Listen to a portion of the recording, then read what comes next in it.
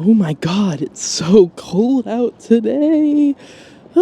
Okay, today I'm going to be talking about my favorite albums of 2025. It's not really like a countdown, it's more my list. I have my trusty journal here that I write everything in. I'm posted up here by Lake Austin. It's busy and really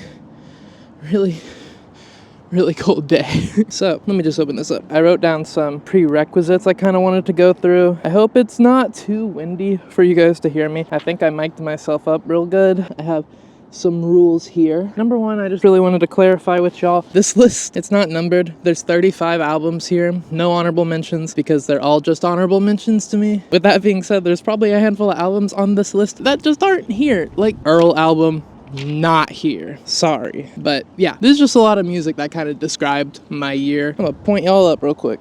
That better? Can you see me better? It's so windy out. I'm just gonna take this off. These are all albums that made me be like, and I quote, wow.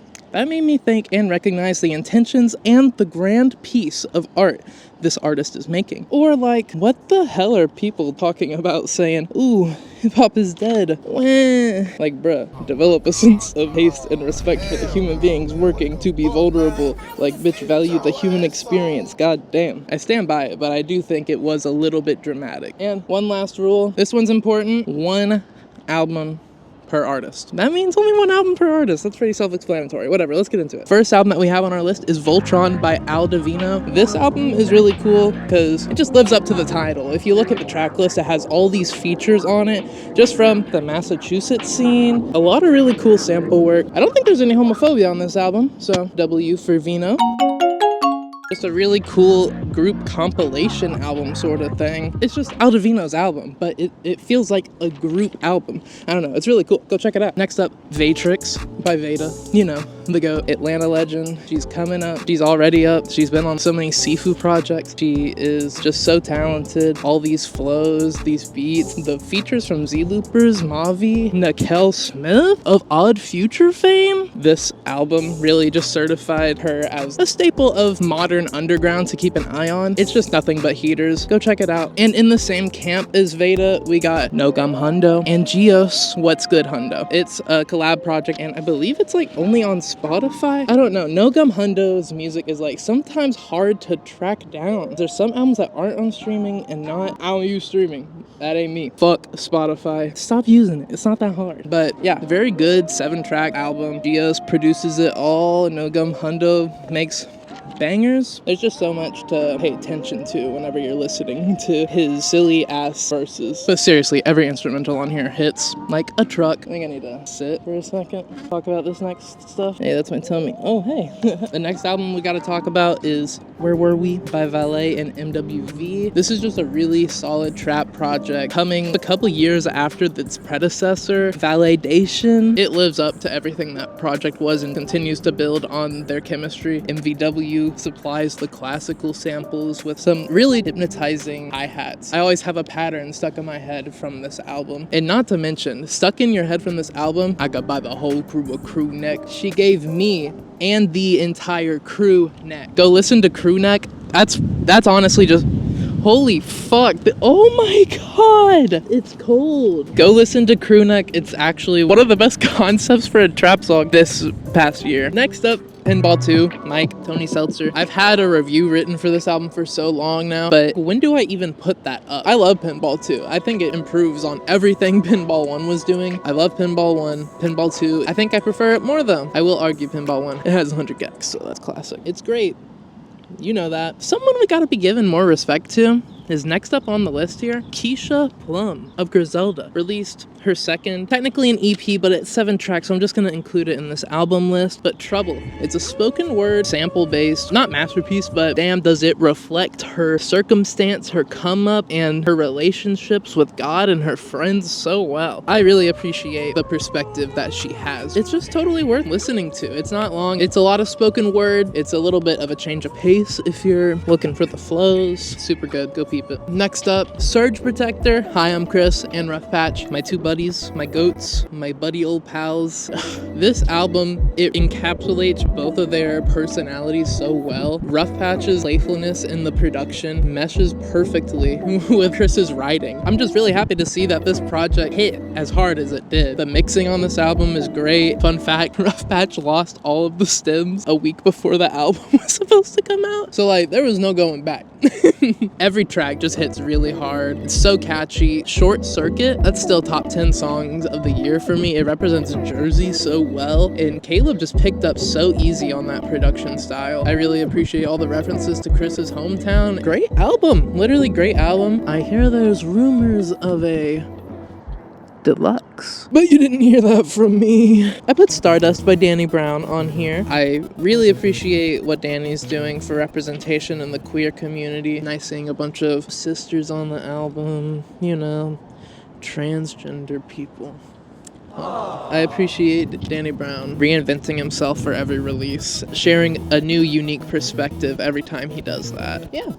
Stardust is great. This is probably the album I might go back to the least low-key on this list, but I just really appreciate what it means for people like me. Thank you, Danny Brown. You're an ally, even though I've heard rumors of a chaser allegation. Cannot confirm nor deny. Hey, you do you. And next up, Relinquished, AJ Suede, Lord Olo, and TELEVANGEL. This is another 7-track album, and it was made in one weekend at TELEVANGEL's Portland, Oregon apartment studio, whatever the fuck it says in the Bandcamp description. This is a really hard-hitting, short project. This EP sees TELEVANGEL curating the soundscape for Lord Olo and AJ Suede to go at it from all angles lyrically on. I appreciate the political shit they talk about, their perspectives and experiences from childhood they share. Free lunch program had me hard-coded. That is fire. Neighborhood Gods Unlimited, Open Mike Eagle. Open Mike Eagle is an underground goat. The storytelling on this project is eye-opening in some points. Midnight Baby, I think, is the track name. It's a lot of thought-provoking verses that puts into perspective where Open Mike Eagle views himself in the grand scheme of existence. It's really cool. I really appreciate this view from him. Next up, someone that's been around even longer in the underground is Video Dave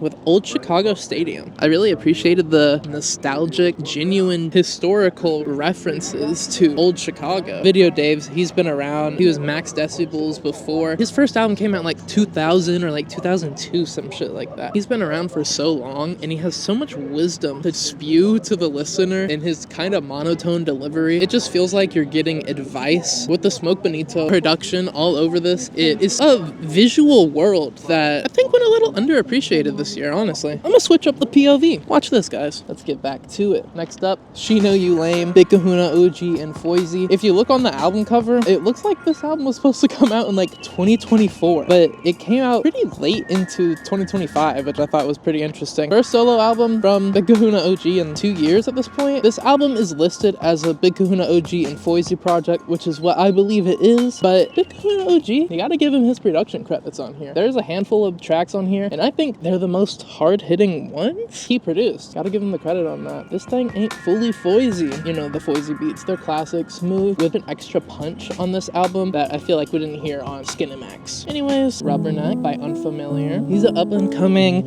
electronic producer. He's in the Crash Blossom kind of vicinity. I feel like Illy's on this album. Has a handful of tracks with Stomach Bug, Zombie. This album is an electronic odyssey, and I really appreciate everything that they were going for. There's no lyrics shared from Unfamiliar themselves on the album. It's so hard-hitting with the electronic production, mixing in hip-hop elements with titles that perfectly encapsulate what the song sounds like, and just helps the listener understand what they're going for here. They were only like 18 whenever they made this album too. Really impressive stuff for that young is crazy. I'm always impressed by my fellow Zoomers.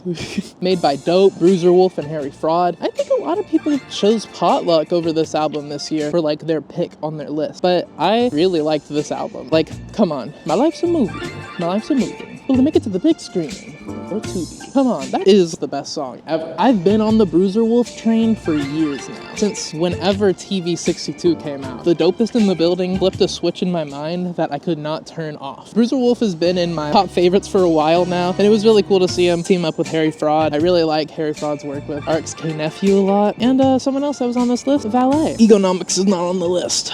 Sorry. I feel like there's a theme on this list. There's a lot of producer collabs. That's just because producer collabs are my favorite form of hip-hop album, I think. It's so cold, but you know what's not cold? This fucking album. Well, it is cold. It's cold in a good way, but it's also like hot and it's fire. It's a good album. Live at the Disco. There's moments where Uncle John is just rapping on a beat while it fades out in the middle of a song and then goes into like a completely different song in the same complete song. I really appreciate the versatility in the production, and it's testing Uncle John. These two are just sparring on every track, and Uncle John's just able to roll with the punches every time. Okay, an actual heater though. ISO 2K13. This is a mixtape. This is not an album. Maybe it is. I don't know. This is great. ISO 3G of Alkaline 9 and Teeth Team Fame. This album is heater after heater after heater. ISO is always coming in with an incredible hook that I always gonna have it stuck in my head. I'm sorry. I really do think that ISO 3G and Alkaline 9 and Teeth Team are currently the next wave of this nostalgia trap forward playful wave. I don't even know how to describe their music because it's just so of its time now, but I really see how it's pushing boundaries forward, especially with how ISO 3G is just able to just spit on any sort of beat, any beat ever. Like, he could just go.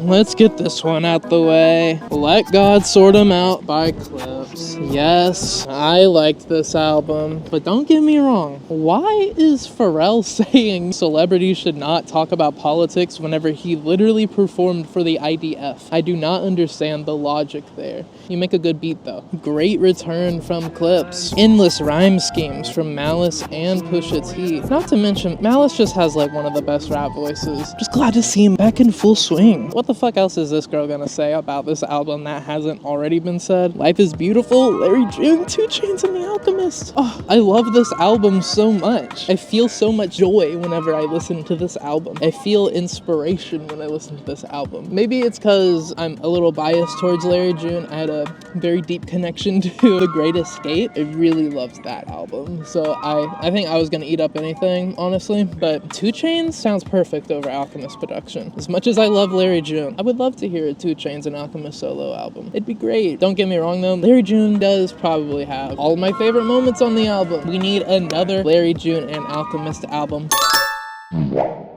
I love the beats on here. The drum patterns are fire. What else we got here? Okay, next page. So we still have a handful. Heartstrings by Lexicat. Zombie Put Me On. The writing, so emotionally dense. I love their writing style because it combines all the inspirations of that 2000s emo sound and builds upon it with this queer foundation that makes for a very noisy, abrasive listen. There's so much beauty in the chaos when it comes to Lexicat. Go peep it. Next up, Cousin Howie. This is just like a little guy I found. I don't know. I don't even think this project's like that great, if I'm being honest. Going Nowhere Fast.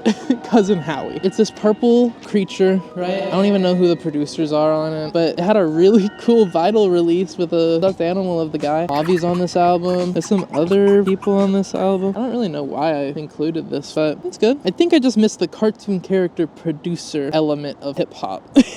I think what I really just need is to go listen to Quasimodo. Next up is one that I listened to really early on in the year. Forced to Bloom by Sora. Sora is one half of your new favorite war criminals. They actually released a couple albums this year. I liked this one more than Retreat, but hey, it speaks on the pressure they felt as someone making music online, getting attention. Forced to Bloom highlights Sora's conflict with releasing art and receiving the reception, which I get. It's hard for me to put myself out there, look at myself, hear myself, edit a video of myself to put out there for other people to see. But I'm glad Sora's back. It's really great to just see them accept the support that they've gotten and use that energy for actual artistic uses. Forever Live Sessions Volume 2 by Men I Trust. Stardust. It's not as good as Volume 1. I'm just putting it here because Volume 1 meant a lot to me. My lesbian ass loved that album. So I loved this album. It's a lot more upbeat than the first. It's kind of fucked up I'm putting their live album on this list and not one of the 2 studio releases they did, but